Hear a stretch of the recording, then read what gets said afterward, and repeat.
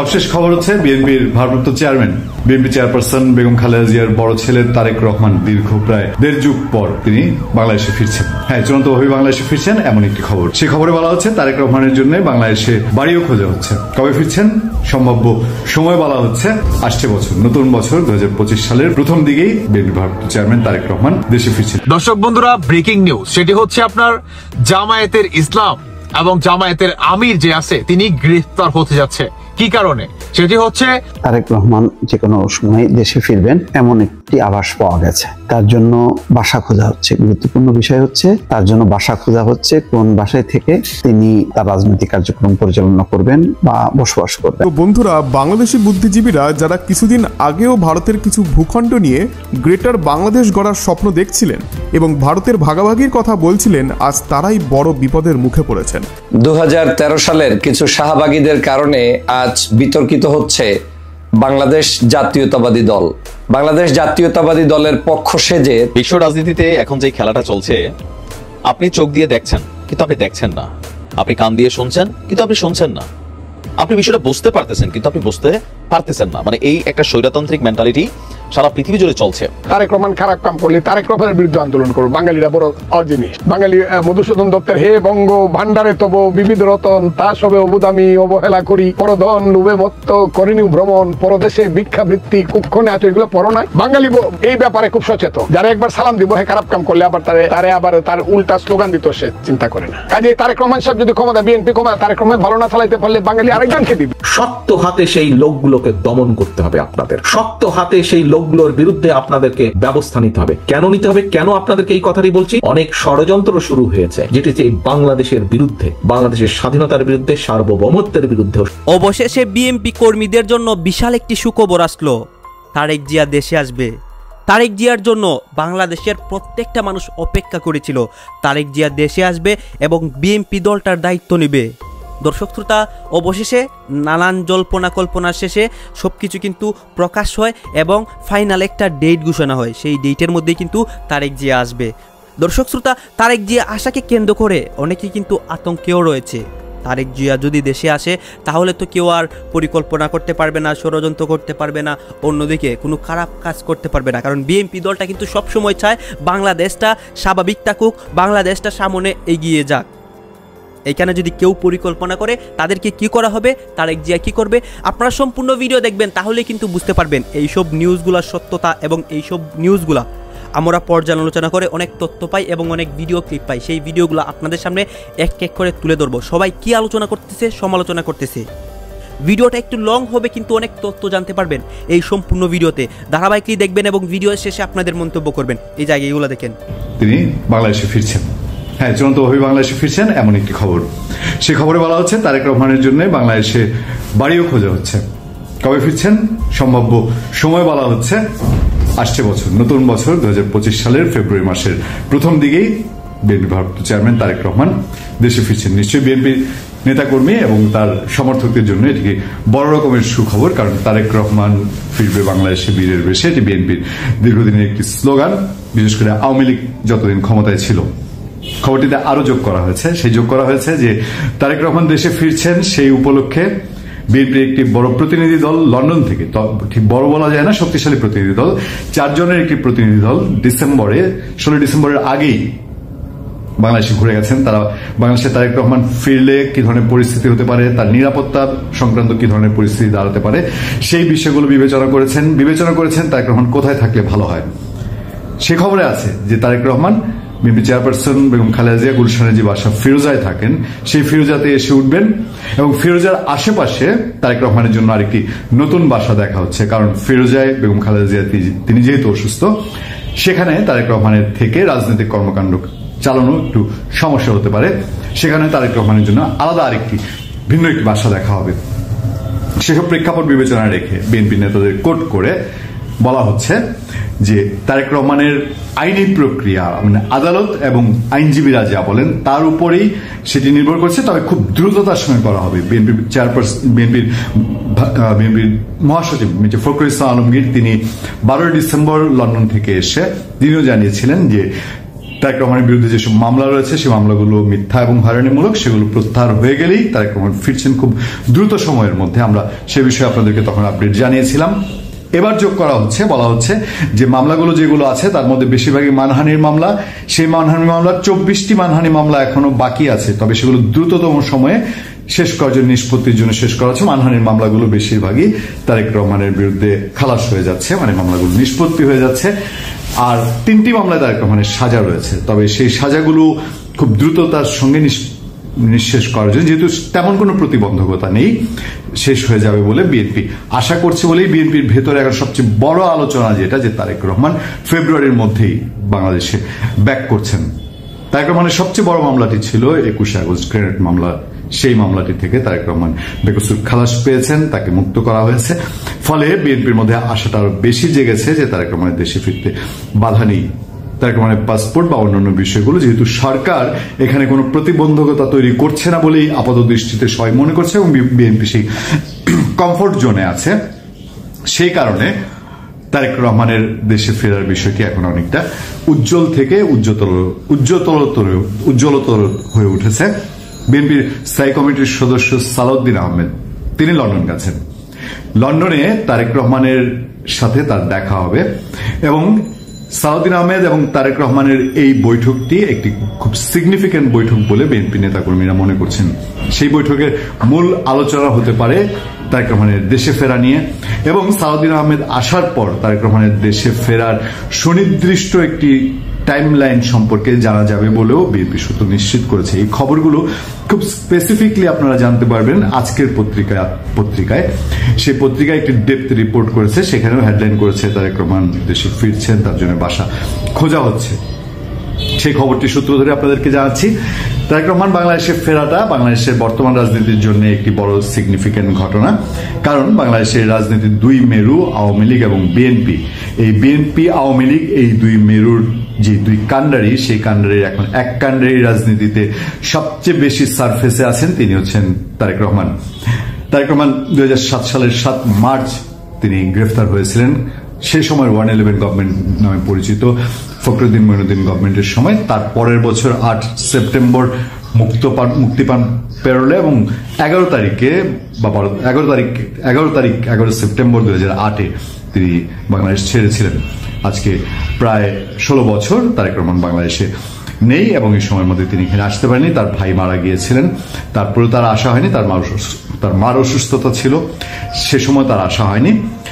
এখন অনেকটা BNP chairperson Khaleda Zia তিনি বার্ধক্য এবং সুস্থজনিত কারণে রাজনীতি থেকে দূরে থাকার মতোই অবস্থা আছেন, রাজনীতিতে বিএনপির ছায়ার মতো আছেন। তবে তারেক রহমানই দল চালাচ্ছেন, ফলে বিএনপি নেতাকর্মীরা অনেকটাই মনে করছে যে তারেক রহমান আসার মধ্যে দিয়ে তাদের আগামীতে বিএনপি ক্ষমতায় যাওয়ার যে স্বপ্ন বা ক্ষমতায় যাওয়ার যে ইচ্ছা, সেটা হয়তো অনেকটা পূরণ হবে। বিএনপির এখন যে প্রতিবন্ধকতাগুলো আছে, বিশেষ করে দলের ভেতরে এক শ্রেণী যেভাবে একেবারে উস্কুস হয়ে উঠেছে খাবলে খাওয়ার জন্য, সেই শ্রেণীকে থামানোর জন্য তারেক রহমান যে ভূমিকা নিচ্ছেন, সেই জায়গা থেকে বিএনপি মনে করছে তারেক রহমানের দেশে আসা অনেক বেশি প্রয়োজনীয়তা এখন দেখা দিয়েছে।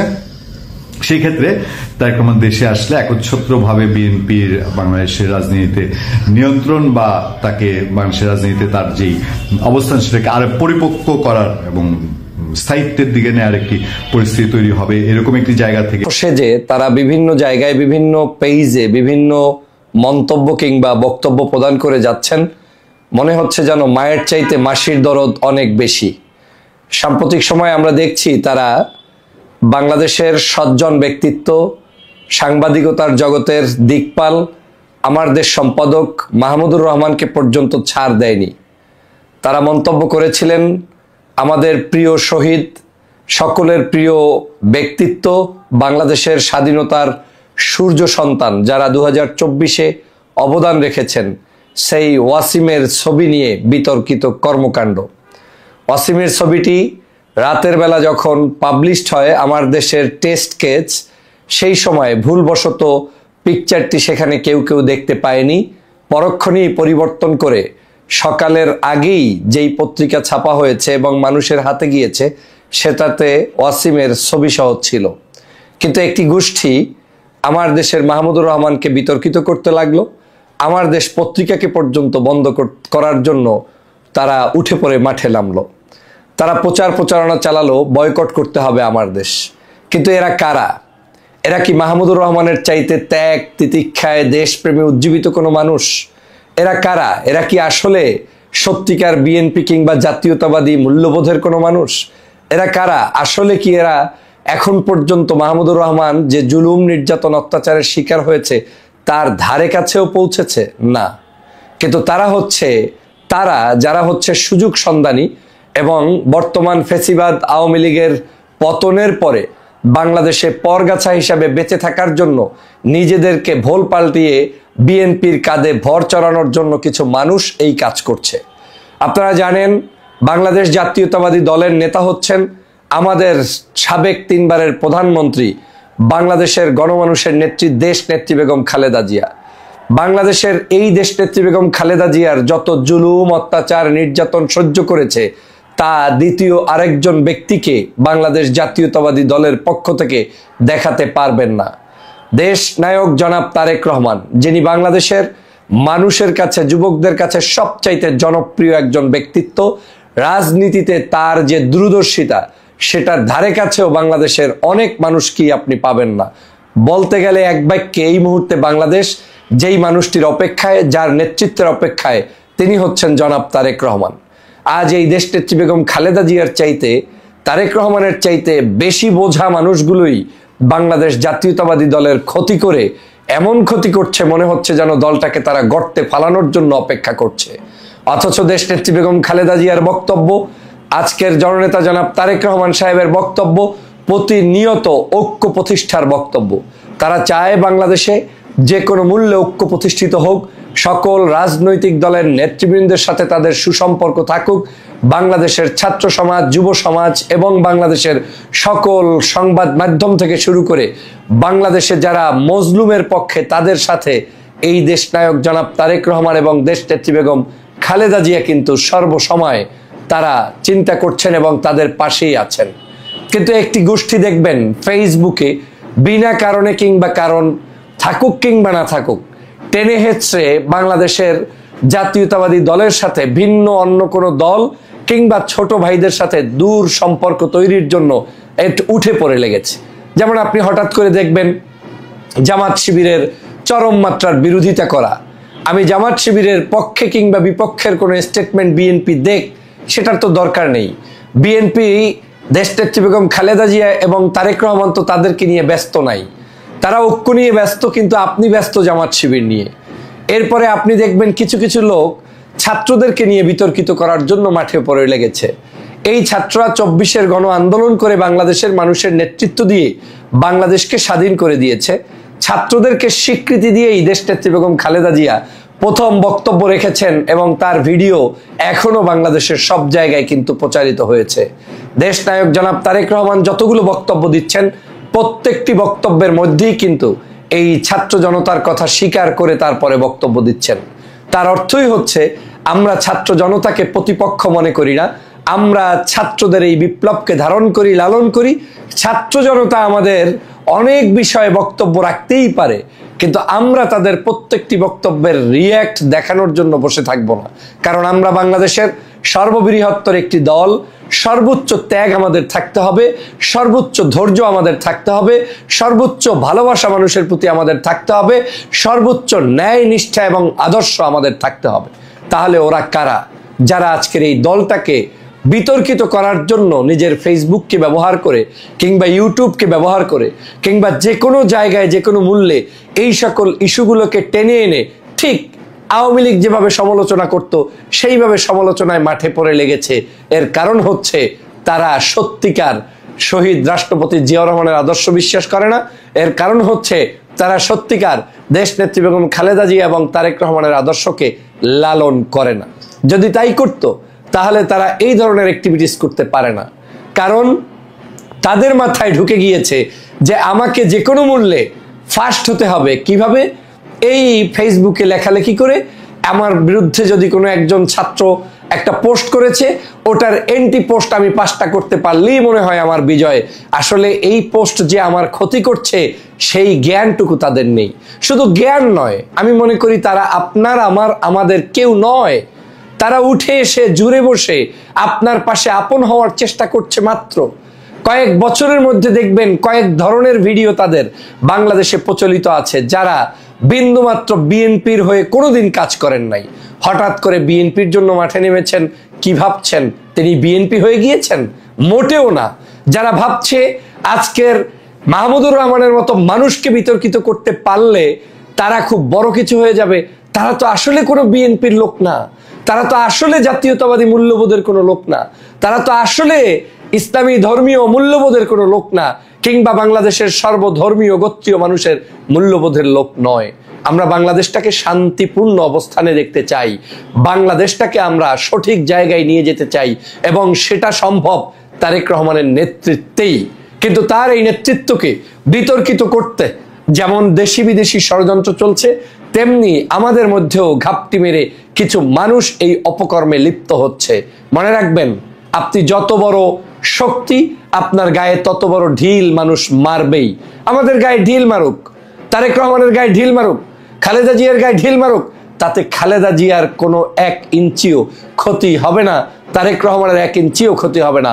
বরং আগামীর বাংলাদেশকে ঐক্যবদ্ধভাবে রক্ষা করতে হলে বিএনপি, জামাত, হেফাজত, চরমনাই, বাংলাদেশের ডান বাম ছোট বড় সকল রাজনৈতিক দলের মধ্যে একটি ঐক্য থাকতে হবে, সংযত আচরণ করতে হবে, ভালোবাসা থাকতে হবে।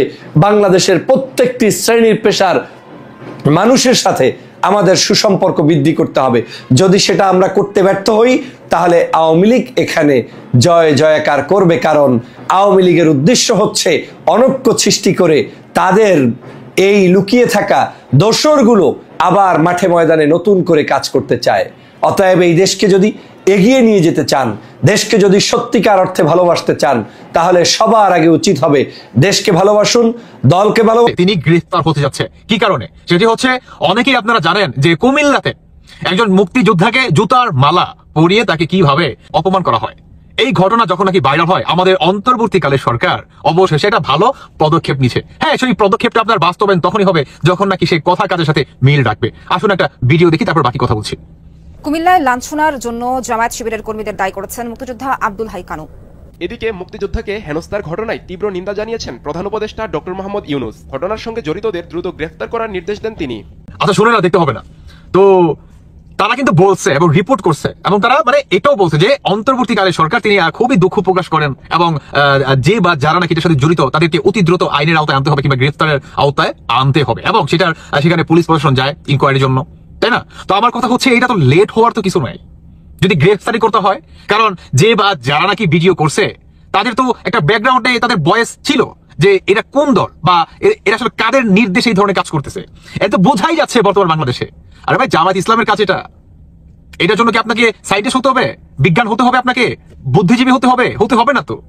সহজ সিম্পল একটা বিষয়, এগুলা বর্তমান এরাই হচ্ছে ঘটাচ্ছে। কেন আপনার 2 দিন আগে একটা ভিডিও দেখাই নাই যে আপনার জামায়াত ইসলাম আর হচ্ছে বিএনপির আপনার এই যে কি বলে, এই যে গাইবান্ধায় না কোথায় যেন, হ্যাঁ গাইবান্ধায় কি একটা আপনার চাঁদাবাজি নিয়ে হট্টগোল, 2 পক্ষের ভিতরে কি মনে করেন সংঘর্ষ, দেখেন নাই? তো এই ঘটনা এরাই ঘটাচ্ছে। তো আমার কথা হচ্ছে, ডক্টর ইউনূস আপনি বললেন যে আপনি এদেরকে গ্রেফতারের আওতায় আনবেন, কারণ বাংলাদেশের 1971 সালকে এরা বিশ্বাস করে না। কে বিশ্বাস করে না? এই জামায়াতে ইসলাম বিশ্বাস করে না। বিএনপি কিন্তু ভাই স্বাধীনতার পক্ষে, কেমন?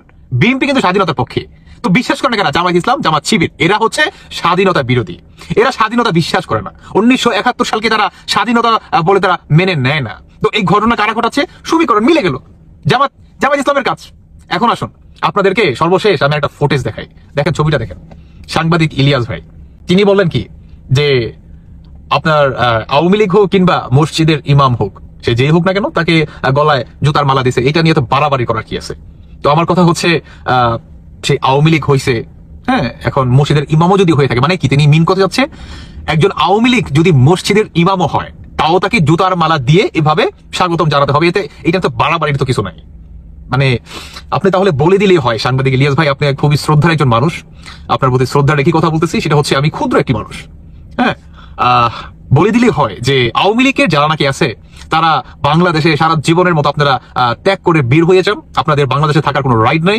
বলে দিলেই হয়, এত কি বলে ই করা তো কিছু নাই, ডিরেক্ট বলে দিলেই হয় যে বাংলাদেশে আওয়ামী লীগের কোনো ই থাকবে না, আওয়ামী লীগ যারা আছে তারা আপনার শেখ হাসিনা কিংবা বঙ্গবন্ধুর কিংবা আপনার আওয়ামী লীগের নাম উচ্চারণ করলেই তিনি মহা একটা অপরাধ করছে, মানে বাংলাদেশের আইন মোতাবেক এটাই হচ্ছে সর্বোচ্চ অন্যায়, কিংবা এই অন্যায় এই হচ্ছে সাজা, বলে দিলেই হয়।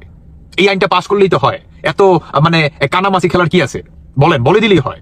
কারণ আপনার মতো একজন মানুষের কাছে অন্তত এগুলো আশা করা যায় না। এখন একটা কথা বলতে হয়, মানে আমি অনুমান করতেছি, ক্ষুদ্র একটা মানুষ আমি অনুমান করতেছি, সেটা হচ্ছে যে আপনি বিএনপি কে পছন্দ করেন না, মানে আপনি বিএনপি করেন না, হ্যাঁ করেন না, কিন্তু আপনার জামায়াতের আমিরকে খুব পছন্দ, খুবই পছন্দ। তার মানে কি, সে মুক্তিযোদ্ধাই হোক কিংবা সে আপনার কি বলে মসজিদের ইমামও হোক না কেন, যদি সেই আওয়ামী লীগ করে, মানে মসজিদের ইমামও যদি সেই আওয়ামী লীগকে পছন্দ করে কিংবা ভালোবাসে, তাকেও জুতার মালা এভাবে দিতে হবে। এটা নিয়ে তো বাড়াবাড়ি করার কি আছে, মানে তিনি এটা বোঝাতে চাচ্ছেন স্পষ্ট। তাহলে তার কথার প্রতিটি মিনিং কি জামায়াতের ইসলামের মতো নয়? আমার প্রশ্ন, দর্শক বন্ধুরা, আমি এই বিচারের দায়ভারটা আমি আপনাদের উপর রাখলাম। এই সরকার যদি সময়ের মধ্যে নির্বাচন না দেয়, তাহলে নতুন পরিস্থিতি আবার এই দেশেই তৈরি হতে পারে। ডক্টর ইউনূসের পতনও হয়ে যেতে পারে। বিএনপির যে পরিকল্পনা, সেই পরিকল্পনা অনুযায়ী ঠিকই যদি তারা মাঠে নামেন, দুইটা রেজাল্ট হবে। একটা হচ্ছে এই বৈষম্য বিরোধী আন্দোলনের ছাত্র নেতাদের সাথে বিশাল সংঘর্ষ হবে, অথবা সরকারের পতন ঘটতে পারে। কেন আমরা বলছি এই কথাগুলো?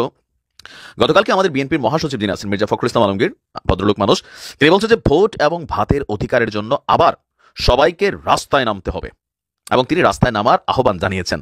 ঠাকুরগাঁওয়ে এক জনসভায় অংশ নেওয়া জনগণের উদ্দেশ্যে তিনি বলছেন যে আপনারা কি সত্যি সত্যি পরিবর্তন চান, নাকি আওয়ামী লীগের নৌকায় ফিরে যেতে চান? তিনি বলছেন যে তাহলে 5ই আগস্ট যেমন রাস্তায় নেমেছিলেন, তো 5ই আগস্ট কেন রাস্তায় নেমেছিল? আমরা জানি যে এক দফা ছিল। এক দফাটা কি ছিল? সরকার পতন। আপনি খেয়াল করবেন 5ই আগস্ট 4ই আগস্ট রাত হঠাৎ করে এটা ভাইব্রেশন হয়ে গেল যে কাল নয় আজ। ঠিক ওখান থেকে 5ই আগস্ট সরকার পতনের এক দফা দাবি নিয়ে সারা বাংলাদেশের জনগণকে একত্রিত করে রাজনৈতিক দলগুলো মাঠে নেমেছিল। আওয়ামী বিরোধী যতগুলো রাজনৈতিক শক্তি আছে, আমজনতা আছে। তো 5ই আগস্ট যেমন রাস্তায় নেমেছিলেন, আবারও ঐক্যবদ্ধ হয়ে রাস্তায় নামতে হবে। তো কাদের বিরুদ্ধে নামবে? এই ইউনূস সরকারের বিরুদ্ধেই তো নিশ্চয় নামবে। আর কার বিরুদ্ধে নামবে? তিনি বলছেন ভোটের অধিকার, ভাতের অধিকার আদায়ের জন্য এবং ন্যায় বিচার পাওয়ার জন্য রাস্তায় নামতে হবে। এখন ভাতের অধিকার, এই মুহূর্তে দেশের দ্রব্যমূল্যের বিশাল ঊর্ধ্বগতি। আমাদের অর্থ উপদেষ্টা বলছেন যে দেখেন ব্যবসায়ীদের সিন্ডিকেট অনেক শক্ত, এটা ভাঙা যাচ্ছে না। তাহলে এই দেশে এত বছর আওয়ামী লীগের দোষ ছিল যে আওয়ামী লীগ সরকার ব্যবসায়ীদেরকে নিয়ে কোরাম সিন্ডিকেট করছে, তো এখন কেন এটা হচ্ছে না? এটা একটা নাম্বার 1। নাম্বার 2 হচ্ছে যে আপনার ন্যায় বিচার এই দেশে কখনোই আসলে ওই রকম ভাবে হয় না। কেন হয় না? যেই সরকারটা ক্ষমতায় আসার গ্রিন সিগন্যাল হয়, ওই সরকারের যারা নেতাকর্মী থাকেন তাদের নামে হত্যা মামলা থাকুক, যাবজ্জীবন থাকুক, সব পানির মতন মামলাগুলা ঝরতে শুরু করে। আবার যেই সরকারটার পতন হয়, সেই সরকারের সাথে কানেক্টেড নেতা কর্মী ব্যক্তি অপরাধী হোক না হোক, এরকম অসংখ্য মানুষ মামলার আসামি হয়, যেটার এক্সাম্পল বিএনপি এবং জামাতের হাজার হাজার নিরীহ নেতাকর্মী হয়েছে। আর এখন আওয়ামী লীগেরও অনেক জায়গায় বিভিন্ন নেতাকর্মী যারা আছেন, দল করতেন, পোস্ট পদবি ছিল না, তারপরেও মামলার আসামি হচ্ছেন। এখন এই যে আসামি হচ্ছেন, এই লোকটা কোর্টে যাচ্ছেন, তিনি জামিন পাচ্ছেন না, তো ন্যায় বিচার কি এখানে আসবে? যখনই শুনে আওয়ামী লীগ, তখনই মনে করেন তার জামিন আটকে যায় বেশিরভাগ জায়গায়। আবার এত বছর যখন বিএনপি জামাত শুনছে, জামিন হয় নাই, বছরের পর বছর জেলে ছিল। তো ন্যায় বিচার এই দেশে, বিচার ব্যবস্থা আসলে কি ওই পর্যায়ে যাবে? বাট আমরা আস্থা রাখতে চাই যাবে। তিনি আপনারা বলছেন যে আপনার শেখ হাসিনা দেশের আছে, এগুলো তো আর পুরান কথা, চাঁদাবাজদের ঠাঁই হবে না। এখন এই দেশে এই মুহূর্তে চাঁদাবাজি কারা করছে? 95% বিএনপির নেতাকর্মীরা। তবে ঊর্ধ্বতন কর্তৃপক্ষ মির্জা ফখরুল ইসলামের মতন যারা আছেন, তারেক রহমানের মতন যারা আছেন, তারা কিন্তু বারবার বলছেন যে বাবারে চাঁদাবাজি করুন, আগামী নির্বাচনটা খুবই খারাপ হবে, কঠিন একটা নির্বাচন হবে, সুতরাং মানুষকে বিগ্রানো যাবে না। কিন্তু আসলে কি এটা হচ্ছে? অনেক জায়গায় ভালো আছে, আবার অনেক জায়গায় পরিস্থিতি অনেক খারাপ আছে। তিনি বলছেন যে প্রয়োজনে দখলদারদের পুলিশের কাছে সোপর্দ করতে হবে। এটা কি সাধারণ মানুষ করে? এটা পারে না। মানুষ এইসব ঝামেলা যেতে চায় না। সাধারণ মানুষ সংস্কার বোঝে না, তারা বোঝে আমি যেন আমার ভোটটা দিতে পারি, আমি সবার ভোটাধিকার নিশ্চিত করে দেশকে গণতন্ত্রের পদ্ধতিতে। আচ্ছা, তো তিনি এখানে অনেক বক্তব্য দিয়েছেন। তার এই বক্তব্যের মধ্যে সবচেয়ে ফোকাস ছিল তাহলে কি বিএনপি ডক্টর ইউনূস সরকারের পতন ঘটানোর পরিকল্পনা করছেন বা পারবেন? আসলে বিএনপি চাচ্ছে সরকারের উপর প্রেশার ক্রিয়েট করা নির্বাচনকে নিয়ে। কারণ ডক্টর মোহাম্মদ ইউনূসের কথার মধ্যে একটু কিন্তু এবং ছিল। তিনি বলছেন যে 2025-এর শেষে, প্রয়োজনীয় সংস্কার শেষে, নয়তোবা 2026-এর মিডল, তার মানে আজ থেকে আরো প্রায় 1.5 বছর। তো ওই সময় দিবে কিনা? আবার ধরেন ডক্টর ইউনূস যাদের কর্তৃক নিয়োগপ্রাপ্ত হয়েছেন, আমরা যদি বলি ছাত্রদের কর্তৃক নিয়োগপ্রাপ্ত হয়েছেন, ছাত্ররা বলতেছে শেখ হাসিনা আওয়ামী লীগের বিচার ছাড়া এদেশে নির্বাচন হবে না। তাহলে তারা ভাই 15-20 বছর এই ছাত্ররা বা ডক্টর ইউনূসের মেইন টিম, এ টিম, বি টিম, 3টা লেয়ার, তারা তো বিএনপি স্বাভাবিকভাবেই কেন মনে করবে না যে সরকার এক কথা বলছে, কিন্তু সরকার যাদের কথাই পরিচালিত হচ্ছে তারা তো বলতেছে এই দেশে এখন নির্বাচন হবেই না, প্রয়োজন একটা লড়াই হবে, যুদ্ধ হবে। এগুলো থেকে স্বাভাবিক বিএনপি তো এটা হালকা নিচ্ছে না। ছাত্রলীগ ছিল আওয়ামী লীগের একটা অংশ, বৈষম্য বিরোধীরা হচ্ছে এখন সরকারের ছাত্র টিম হিসেবে কিন্তু কাজ করতেছে। সো তাদের ভূমিকা, তাদের বক্তব্য এই সরকারকে ভাইব্রেশন করে, এটাই বাস্তবতা। অনেক সিদ্ধান্ত বদলাই যায়।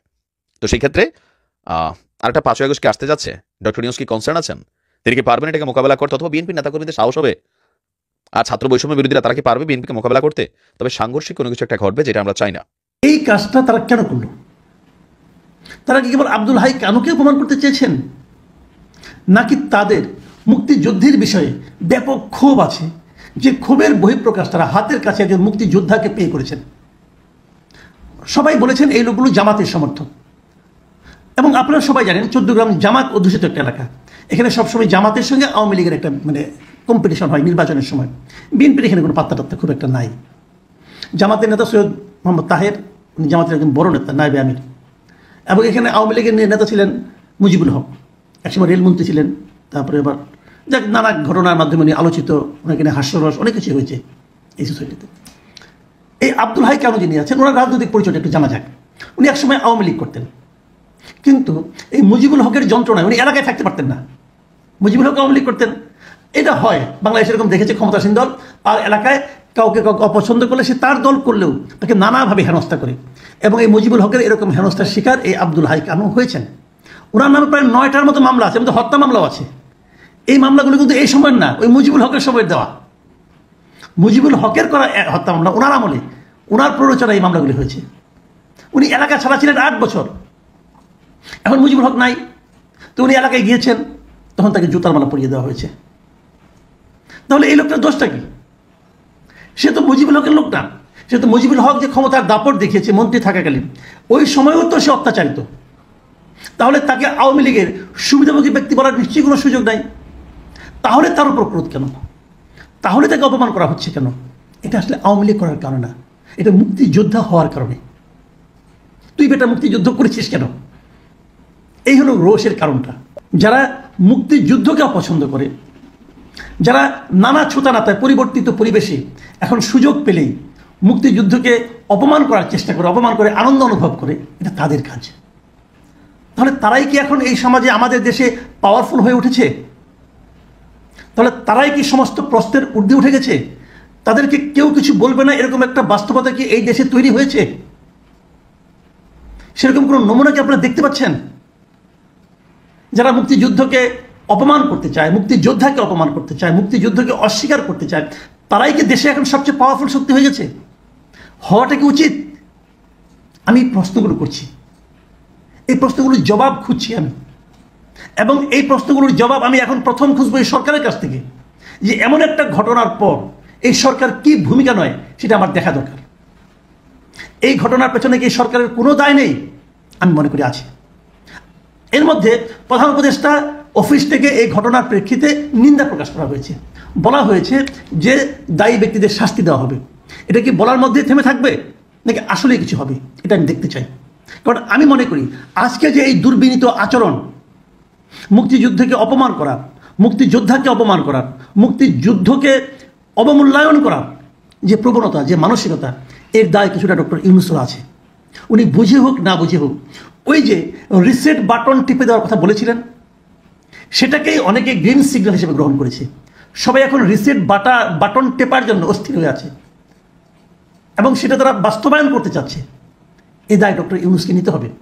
এই দায় ডক্টর ইউনূসের উপদেষ্টা মণ্ডলীতে থাকা ব্যক্তিদের আচরণের কারণে তারা উৎসাহ পেয়েছে আমি মনে করি।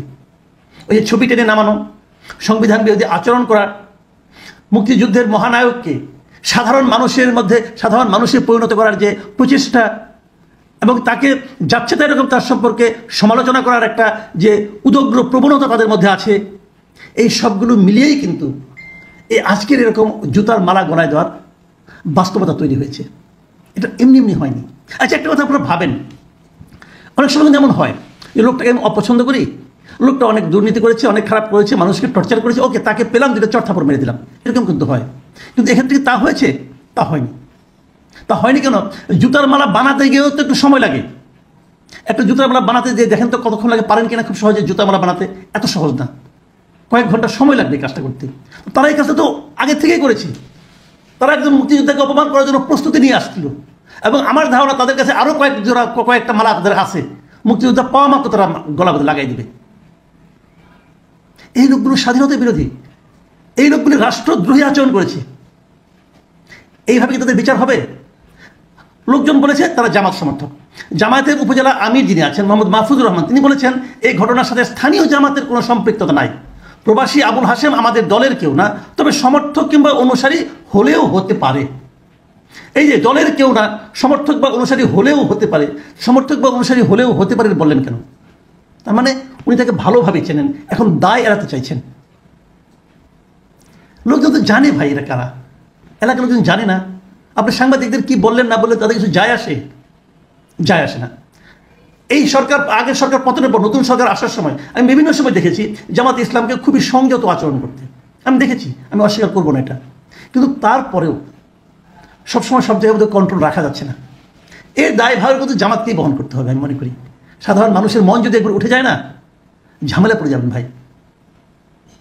সবশেষে আমি যে কথাটা বলবো, স্বরাষ্ট্র বিষয়ক উপদেষ্টা উনিও বলেছেন বিচার হবে। আমরা সেই বিচারটা দ্রুততার সঙ্গে দেখতে চাই। আমরা সেই ব্যক্তিগুলিকে গ্রেফতার করা হয়েছে বিচারের আওতায় আনা হয়েছে দেখতে চাই, এবং আমরা আরও দেখতে চাই সারা দেশে মুক্তিযোদ্ধাদের যেন অসম্মান করার কেউ প্রচেষ্টা না করে। মাথায় রাখতে হবে এ দেশটা রাজাকারদের দেশ নয়, এটা মুক্তিযোদ্ধাদের দেশ, এটা মনে রাখতে হবে। এদেশে যদি কেউ সেকেন্ড ক্লাস সিটিজেন হয়ে থাকে রাজাকাররা হবে, মুক্তিযোদ্ধারা নন। সেদিন বিশ্ববিদ্যালয়ের রাতের বেলা একটা স্লোগান নিয়ে আলোচনা উঠেছিল। সে আলোচনাটা কি ছিল? তুমি কে আমি কে, রাজাকার রাজাকার। এটা আওয়ামী লীগের লোকজন প্রচার করার চেষ্টা করেছিল। এর পেছনে আরেকটা শব্দ উচ্চারিত হয়েছিল স্লোগানে, সেটা হলো যে কে বলেছে স্বৈরাচার স্বৈরাচার। পরেরটুকু তারা প্রচার করেনি। যদি পরেরটুকু না থাকতো এই স্লোগানটা কেউ গ্রহণ করতো না। এবং যদি ওই সময়ে শেখ হাসিনা ওই ধরনের কথা না বলতেন, রাজাকারের বাচ্চা এটসেট্রা এটসেট্রা, তাহলে ওটা এরকমভাবে কিন্তু পেত না। তার মানে ওই জন্য স্লোগান উচ্চারিত হয়েছিল বলে এটা মনে করার কোনো কারণ নাই যে রাজাকার হওয়ার মধ্যে, নিজেকে রাজাকার হিসেবে পরিচয় দেওয়ার মাধ্যমে সম্মানিত হওয়ার কোনো সুযোগ আছে। এদেশে আমার বিবেচনায় একটা মাত্র গোষ্ঠী নিজেদেরকে রাজাকার পরিচয়ে পরিচিত করে সম্মানিত হতে চান, আর কেউ না। কাজেই সে ব্যাপারে আমাদেরকে সতর্ক থাকতে হবে। আওয়ামী লীগ কি করেছে তার শাস্তি আওয়ামী লীগ। গাইজ আপনারা তো দেখলেন এখানে কি কথা হচ্ছে, অনেকে কিন্তু আলোচনা করতেছে, সমালোচনা করতেছে তারেক জিয়াকে নিয়ে। তারেক জিয়া বাংলাদেশে আসুক, তারেক জিয়া বাংলাদেশে আসলে বাংলাদেশের মানে বিএনপি দলটার, বর্তমানে বাংলাদেশের সবচেয়ে বড় দল কিন্তু বিএনপি, এই বিএনপি দলটার দায়িত্ব তারেক জিয়া নিবে। এবং আগামী একটা নির্বাচনে কিন্তু মানে যদি বিএনপি বিজয় হয় তাহলে তারেক জিয়া দেশটাকে শাসন করবে, এবং দেশের মধ্যে যত অস্থিতিশীল কার্যকলাপ আছে তা সব কিছুই কিন্তু তারেক জিয়া সমাধান করবে। দর্শক শ্রোতা, এইসব নিয়েই কিন্তু বাংলাদেশের সাধারণ মানুষ অধীর অপেক্ষায় রয়েছে তারেক জিয়ার জন্য। এইখানে অনেক আলোচনা হয়েছে, সমালোচনা হয়েছে, এইগুলা দেখে তো আমরা কিছু একটা বুঝতে পেরেছি যে তারেক জিয়া কখন দেশে আসবে। এতক্ষণ আপনাদেরকে যা কিছু দেখিয়েছি সব কিছু কিন্তু আমরা সোশ্যাল মিডিয়া থেকে সংগ্রহ করেছি, এখানে আমাদের নিজস্ব কোনো মন্তব্য নেই। এইসব দেখে আপনাদের কি মনে হচ্ছে এবং আপনাদের মন্তব্য কি, এটা কিন্তু আপনারা অবশ্যই কমেন্ট বক্সে লিখে যাবেন। এবং আপনাদের কাছে আমার একটা রিকোয়েস্ট থাকবে, আমার চ্যানেলটি সাবস্ক্রাইব করবেন এবং পাশে থাকা বেল আইকনটি অবশ্যই বাজিয়ে যাবেন, যাতে করে নেক্সট ভিডিওটা সবার আগে আপনাদের কাছে পৌঁছায়।